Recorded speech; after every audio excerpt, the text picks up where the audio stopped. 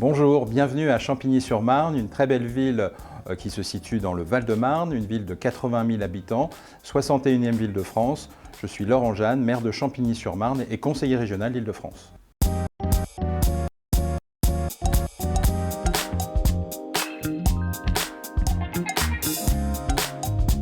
Je me considère comme un maire rebâtisseur parce que la ville existait déjà avant mon arrivée, il y a 2 ans.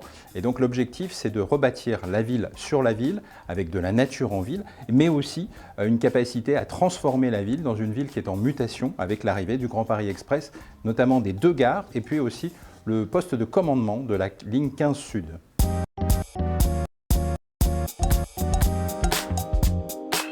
Ce que l'on aimerait, en tant que maire, c'est que l'État fasse ce que nous faisons, c'est-à-dire nous réinventer en permanence. L'État, aujourd'hui, empile les strates à n'en plus finir. Les maires n'en peuvent plus d'avoir toutes ces strates.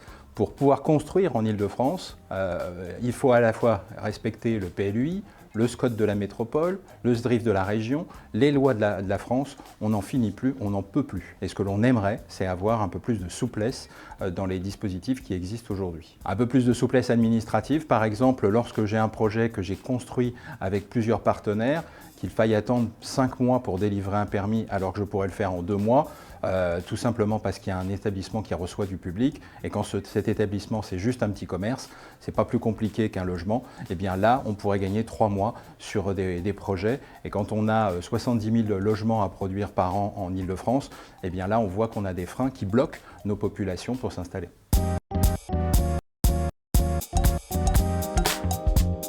Alors le projet dont je suis le plus fier actuellement, parce qu'on en a tellement des projets sur Champigny, c'est tout simplement celui de la refonte du centre-ville. Le projet est maintenant lancé, il est sur les rails.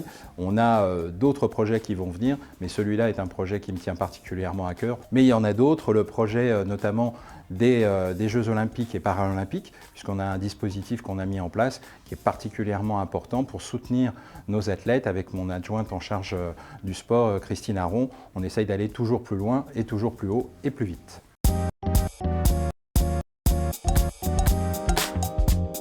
Alors il y a un endroit particulier qui est le parc du Tremblay, qui est un grand parc de 80 hectares où on peut faire du sport, où on peut faire tout un tas d'activités, et en plus on a les bords de Marne juste à côté, donc le côté bucolique des bords de Marne allié à un parc sportif de 80 hectares, c'est quand même un luxe à quelques kilomètres de Paris.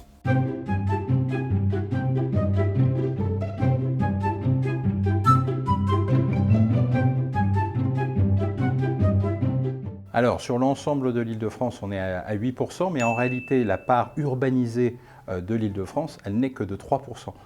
Contrairement à ce qu'on peut s'imaginer, on a encore beaucoup d'espaces disponibles aujourd'hui en Île-de-France. Contrairement à ce que l'on pense, la moitié de l'Île-de-France est encore rurale.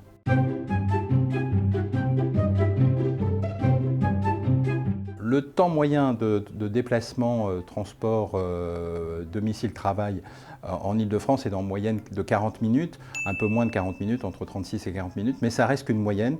On a aujourd'hui beaucoup de franciliens qui peuvent passer jusqu'à 1h30 le matin, 1h30 le soir, et l'arrivée du Grand Paris Express va nous permettre de redonner un cadre de vie différent, et notamment cette problématique des transports du quotidien qui est absolument essentielle.